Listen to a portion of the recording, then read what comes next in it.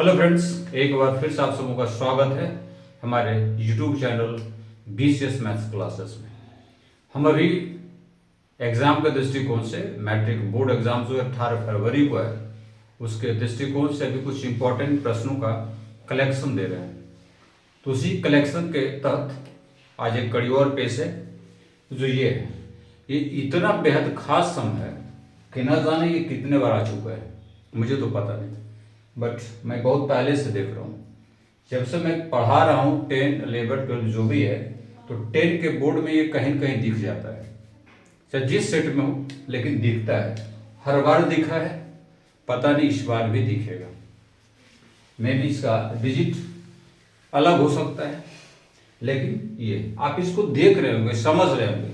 प्रश्न को हमने लिखा है, हमने प्रश्न बुक से लिया है जो दिया हुआ है कि एक शंकु के छिन्नक, जिसको फ्रस्टम इंग्लिश में कहा जाता है, जो 45 सेंटीमीटर ऊंचा है, आप समझ सकते हैं ये पार्ट ऊंचा है, कि सिरों की त्रिज्या 28.7 cm है। ये 28 है और इसका जो ये है ये 7 है, ये हमारा 7। यहाँ पर हम लिखे नहीं है, इसको इस तरह से करके यहाँ पर लिख दीजिए 7। ये पार्ट 7। इसका आयतन निकालना है। 3 चीज है इसमें। आपको एग्जाम में हो सकता है कि आयतन सिर्फ निकालने दे दे, हो सकता है आपको वक्र पृष्ठ क्षेत्रफल निकालने दे दे, या हो सकता है संपूर्ण पृष्ठ क्षेत्रफल, कुछ भी दे सकता है। ये तीनों सवाल में आपको कुछ भी दे सकता है। मे भी आपको ये लॉन्ग क्वेश्चन में अगर पूछता है तो समझ लीजिए कि तीनों भी दे सकता है। तो सबसे पहले प्रश्न को समझते हैं कि आखिर हमें दिया हुआ गया है। तो दिया हुआ था शंकु के छिन्नक जो 45, इसको हम छिन्नक कहते हैं। ये नीचे का पार्ट है और ये ऊपर का।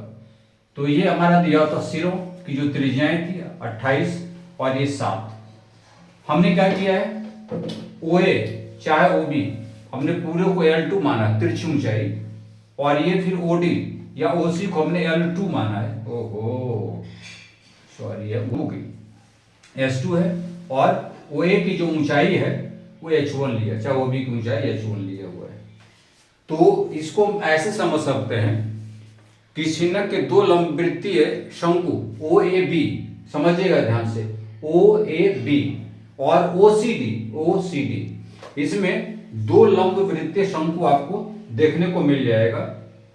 तो अब हम इसको मान लिया, जो हमने माना है वो आपको मैं बता दिया, और आप भी इसी तरह से सुंदर डिजाइन के साथ क्या क्या दिया है, क्या आपको मानना है, तो आप लिख सकते हैं। ठीक है, तो माना क्या, मैं माना वो देख लीजिए।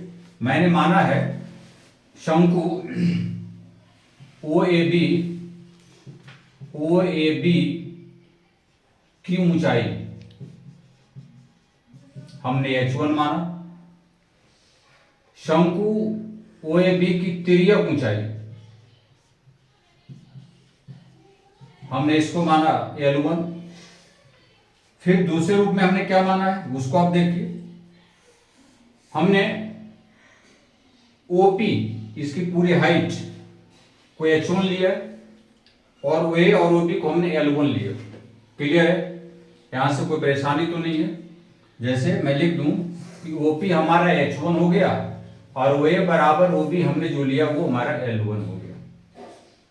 क्योंकि हमें L1 H1 लेने के बाध्य होना पड़ा, क्योंकि हमें ये भी ध्यान में रखना है OCD और एक पूरे OAB, इसलिए हमने H1 H2 के तौर पे इस्तेमाल किया।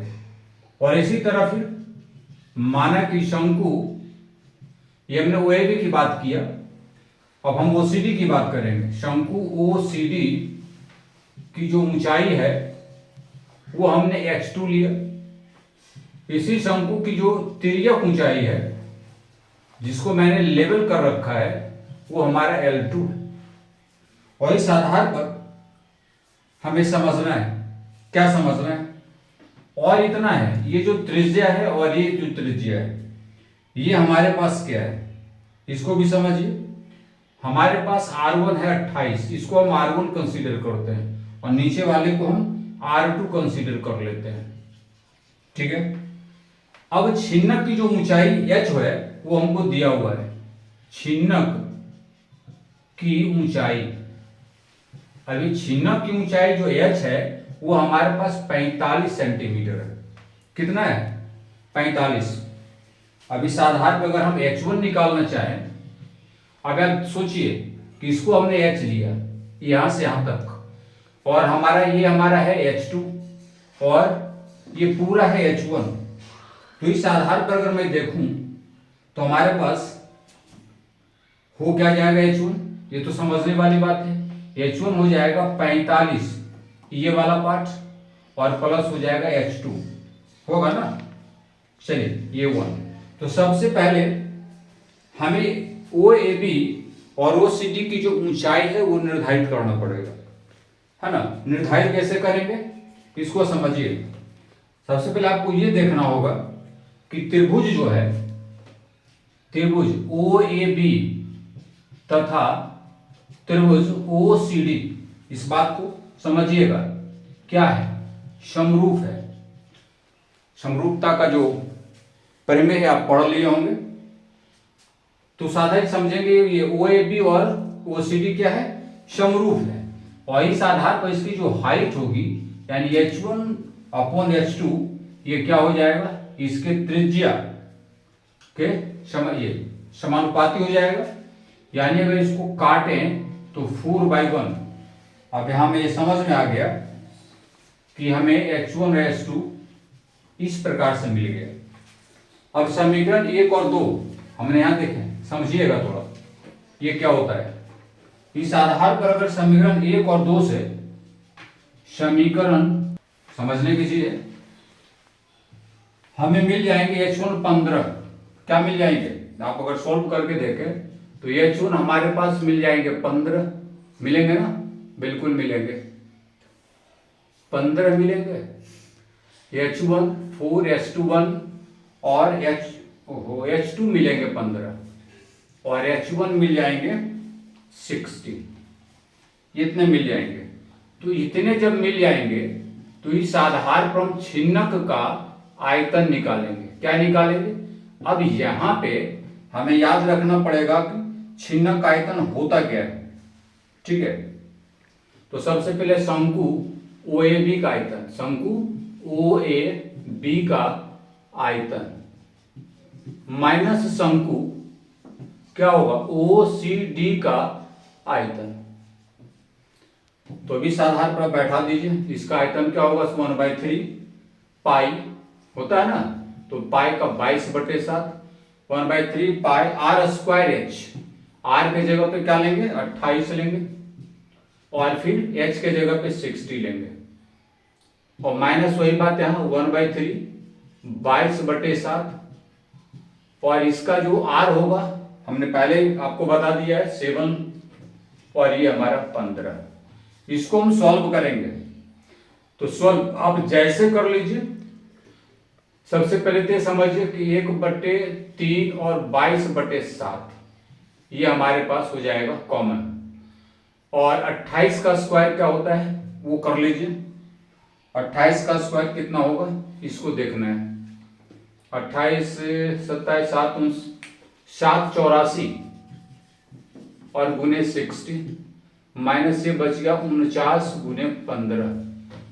अगर हम इसको सॉल्व करें, समझिएगा, अगर इसको हम सॉल्व करें तो आएगा 22/21 इंटू, अब इसको मल्टीप्लाई कर लेंगे कितना आएगा, 6 चौक 24 के 4 बच गया 2, 8 से 48 2 50 बच गया 5 7 42 और 5 47, और माइनस ये कितना आएंगे भाई 49 और 15 9 5 45 बच गया 4 5 20 4 24 9 4 यानी 735। इतना चेक कर लेते हैं, देखते हैं कि आता है क्या। ये 4 ये 9 आ गया, बच गए 9 9 में 3 6 आ गया, 16 में 7 9, इतना आता है। क्या ये काटेंगे तो कटेगा, क्या लग रहा भाई, कुछ तो बताइए। 21 से कटेगा, चलिए 21 से कटेगा ये 18 6 नहीं 21 सत्य 81 और इसको जब हम सॉल्व करेंगे तो हमारे पास आएगा 48,510 cm3। तो ये छिन्नक आयतन इसको ऐसे निकालते हैं। एक बार फिर से समझ लीजिए, आपको बता देते हैं इसमें हमने क्या किया है। इतना इंपॉर्टेंट हिसाब को है ये, किसको आपको समझने की जरूरत बार बार पड़ेगी और प्रैक्टिस करना पड़ेगा, ये बेहद इंपॉर्टेंट है। तो हमने अभी आयतन इसका निकाला है। वो आयतन निकालने के बाद अब हम इसके दूसरे स्टेप में जाएंगे, इसका वक्र पृष्ठ क्षेत्रफल क्या होता है। तो इसी को हम लोग थोड़ा सा मिटाने का प्रयास करते हैं, तो फोकस करना है, देखिएगा आगे। चलिए अब हमें इसका दूसरा पार्ट वक्र पृष्ठ क्षेत्रफल निकालना है। तो जैसा कि हम जानते हैं कि वक्र पृष्ठ क्षेत्रफल निकालेंगे तो हमें L1 और L2 की आवश्यकता पड़ेगी। तो हम L2 कैसे निकालेंगे ये समझना है। L2 अगर हमको निकालना है तो √7 का स्क्वायर प्लस 15 का स्क्वायर। तो इस आधार पर इसको सॉल्व करेंगे तो 49 प्लस 225 ये टोटल आ जाएगा कितना, 9 4 9 5 14 7 274। इसको करेंगे 16.55 cm लगभग में आएगा। और L1 अगर निकालते हैं तो L1 के लिए हमें 28 का स्क्वायर और प्लस करना होगा 60 का स्क्वायर। ये आ जाएगा 4 कॉमन इसमें, ये 7 का स्क्वायर प्लस 15 का स्क्वायर। तो इस आधार पर 4 गुने 16.55 करेंगे, ये हमारे पास 66.20 cm आ जाएगा। तो L2 और L1 जब निकाल लेंगे, अब हम निकालेंगे वक्र पृष्ठीय क्षेत्रफल। वक्र पृष्ठीय क्षेत्रफल, तो वक्र पृष्ठीय क्षेत्रफल निकालने के लिए हमारे पास फॉर्मूला है ना, क्या है कि पाई r1 L1 में पाई r2 L2 को माइनस करना है। बस यही सिंपल सा सवाल है, विशेष कुछ नहीं है। पाई को कॉमन कर दीजिए तो r1 L1 minus r2 L2, पाई का वैल्यू बैठा दीजिए और बाकी का बैठाते जाइए। ये आएगा 60.20 माइनस ये है हमारे पास r2 7 गुने 16.55। अब ये कैलकुलेशन तो आपको करना होगा, मैं कर देता हूं, हमारे पास पहले से कैलकुलेशन है। तो इसका कैलकुलेशन आ जाएगा 5461.5 cm स्क्वायर। ये इसका दूसरा पार्ट था। तो इसके दूसरे पार्ट के बाद हम निकालेंगे संपूर्ण पृष्ठीय क्षेत्रफल, ठीक है। तो इसको थोड़ा सा देखिएगा कि कैसे ये होता है, थोड़ा सा इसको हम चलिए। तो छिन्नक का संपूर्ण पृष्ठीय क्षेत्रफल अब निकालते हैं। तीसरा पार्ट ये है, छिन्नक का संपूर्ण पृष्ठीय क्षेत्रफल, ये हम निकालते हैं। तो छिन्नक का संपूर्ण पृष्ठ क्षेत्रफल ये क्या हो जाएगा ये समझिएगा। इसको निकालने के लिए हमको वक्र पृष्ठीय क्षेत्रफल की आवश्यकता पड़ेगी। वक्र पृष्ठीय क्षेत्रफल में प्लस करेंगे पाई r1 का स्क्वायर और पाई r2 का स्क्वायर, बस ये कंप्लीट। अभी हमने इसका क्षेत्रफल निकाला है, इसके पहले वो आया था 5461.5 cm स्क्वायर प्लस 22/7 गुने 28 गुने 28 प्लस 22/7 गुने 7 गुने 7। अब हमें इसको सॉल्व करना है। यह आएगा 5461.5 cm स्क्वायर प्लस 7 चौक 28, ये और ये भी कट जाएगा 7, ये कितना आ जाएगा 5 चौक 88 गुने 28, तो ये आ जाएगा 2464 cm स्क्वायर प्लस से आ जाएगा 28 22 7 54 से 154 cm स्क्वायर। तीनों को ऐड कीजिए, ऐड करने के बाद ये आएगा 79.5 cm स्क्वायर। ये हमारा रिक्वायर्ड आंसर है। तो इस तरह के सवालों को हम ऐसे बनाते हैं, इसमें विशेष कुछ था नहीं, आप इसको आराम से देख सकते हैं। हम भी कैमरा में देख लेते हैं कैसा दिखता है।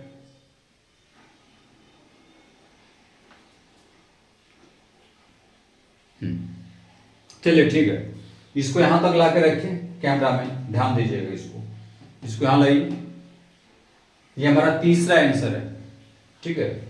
और उसके बाद आप यहां तक चलिए, यहां आया, यहां के बाद देखिए, तो ऐसे सवालों को हम लोग क्या देखेंगे, ये समझने की चीज है। ये छिन्नक का जो सवाल है, जिसको हम फ्रस्टम इंग्लिश में कहते हैं, ये बेहद इंपॉर्टेंट हिसाब है। कल के एग्जाम के दृष्टिकोण से ये सवाल पूछे जाते हैं, और मैंने पहले ही बताया कि 4 तरह से इसके आने की पॉसिबिलिटी है एग्जाम में। तो इसको इग्नोर नहीं करना है, पूरे मनोयोग के साथ इसको पढ़ लेना है। उम्मीद है आएगा, भले डिजिट इसका जो दे दे।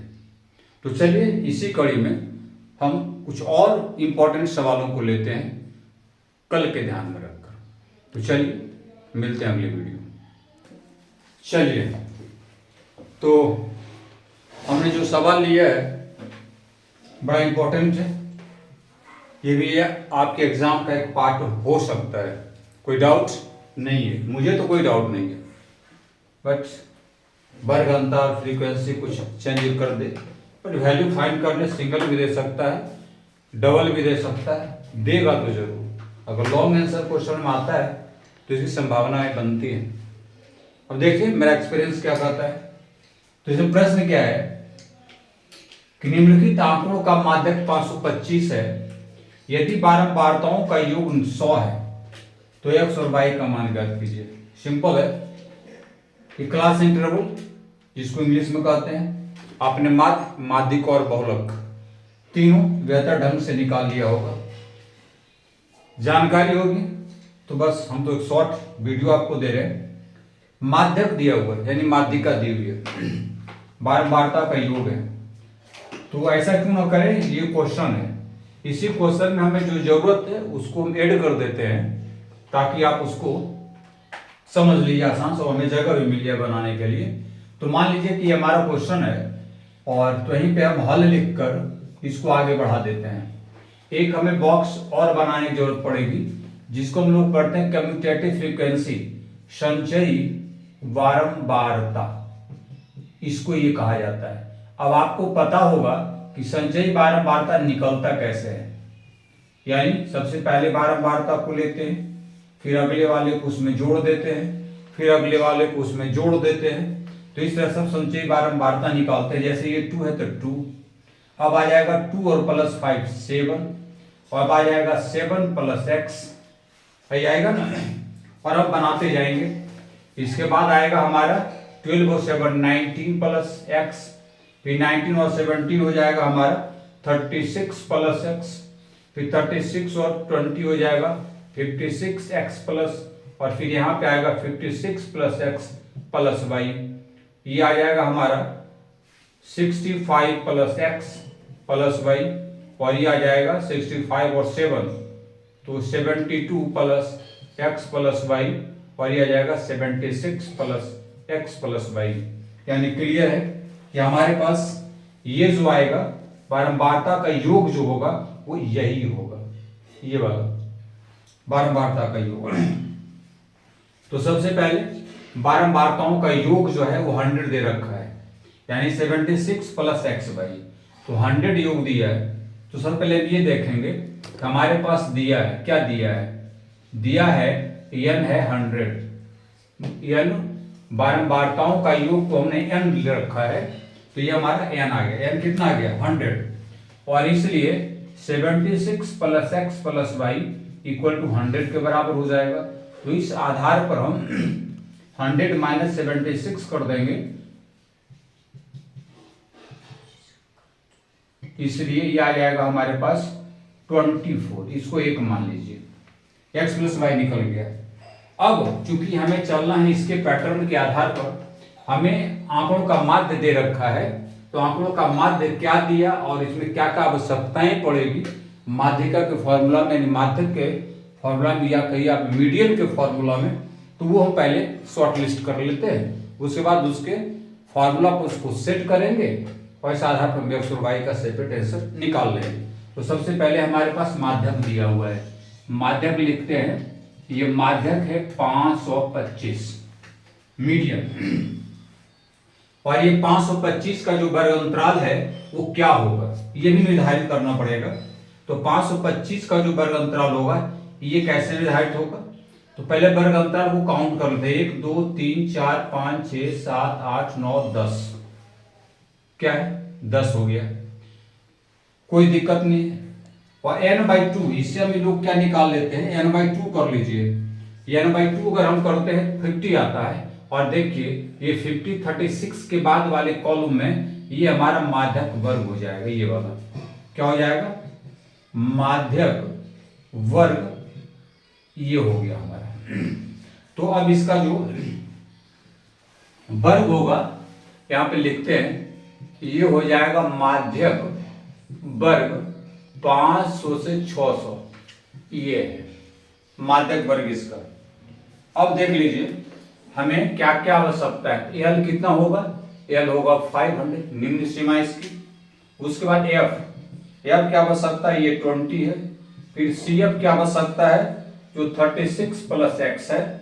और फिर एच की आवश्यकता है जो हमारे पास 100 है। हमने ये लिखा है, आप समझिएगा थोड़ा ध्यान से। एल का मतलब हुआ जो हम माध्यक वर्ग लिए हैं इसकी निम्न सीमा। बहुत इंपॉर्टेंट चीज है, ये याद आपको होना चाहिए। और ये हमारा फ्रीक्वेंसी है किसका? इसी का। ये वर्गांतराल का जो फ्रीक्वेंसी ये है, ये हमारा हो गया एफ। और सी एफ यानी संचयी बारंबारता, इसका क्या है? तो इसके पहले वाला ये कितना हो गया? सी एफ हो गया संचयी बार। और एच का मतलब इस दोनों के बीच की दूरी, डिस्टेंस कितने का है? वर्गांतराल कितना है? 100 का है, तो एच हो गया। एच निकालने के लिए मैंने महत्तम सीमा में निम्नतम सीमा को माइनस करते हैं तो एच निकलता है। अभी 4 चीज हमें मिल गया तो हम माध्यक के फॉर्मूला पे इसको सेट करेंगे, वो बन जाएगा। देखिए क्या बनेगा। तो माध्यक हमारा होता है, इसका जो फॉर्मूला है, माध्यक बराबर एल प्लस क्या होगा? n/2 minus c f by f into h. अब इस पे आपको बैठाने की आवश्यकता है। माध्यक है 525 और ये हमारा होगा 500 प्लस n/2 50 होगा। और सी एफ हमारा है 36 प्लस एफ, ये हो जाएगा माइनस एक्स। और एफ हमारा है 20 और ये है 100। काट दीजिए, इससे कट जाएगा। इधर रखिए 525, ये आ गए 500 प्लस ये कितने आएंगे इसको देख लीजिए, ये आएगा 14 माइनस एक्स इंटू 5। फिर आगे बढ़ेंगे 525, ये 500, 14 25 70 माइनस 5x कितनी आ गए? 525, ये हो गया 570 माइनस 5x। अब हम घटाएंगे, यानी कि 5x बराबर 570 में 525 को माइनस करेंगे। और इस आधार पर x इक्वल टू हमारे पास क्या निकलेगा? घटा दीजिए तो 35 बटे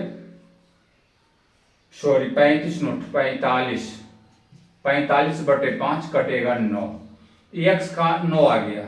अब समीकरण 1 को लीजिए, ये जो लिया गया है क्या है? x प्लस वाई 24, x का वैल्यू पुट कर दीजिए और इस आधार पे y इक्वल टू 24 माइनस 9 15। एटलीस्ट अगर देखा जाए तो हमारे पास x का जो वैल्यू है वो ऑलरेडी आ चुका है। x का वैल्यू कितना आया था? 9। और y का जो वैल्यू है वो आ गया 15। ये माध्यक का सवाल है और बहुत ही इंपॉर्टेंट क्वेश्चन है। आप इसको जरूर देखिए, 1 से 2 बार जरूर देखिए।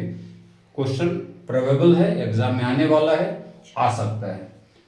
तो इस वीडियो में फिलहाल इतना ही रखते हैं और फिर हम आगे देखते हैं क्या है।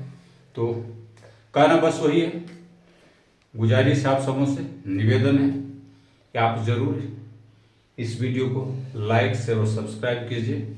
हम आपके लिए कुछ इम्पोर्टेंट कंटेंट ला रहे हैं, लाते जाएंगे और ज़रूर देखिए। संभव हो लाइक शेयर और सब्सक्राइब कीजिए। एक फिर नंबर विनती आप उनसे है कि हमारे चैनल पर फिर से 9, 10, 11, 12 का वीडियो अपलोड होना शुरू हुआ है। शेयर कीजिए, दोस्तों के साथ शेयर कर दीजिए ताकि मेरा भी भला हो और आपका भी भला हो जाए। चलिए तो देखते रहिए मैथ्स बिहार के साथ विशेष मैथ्स क्लासेस। फिर मिलते हैं अगले वीडियो में, तब तक के लिए धन्यवाद।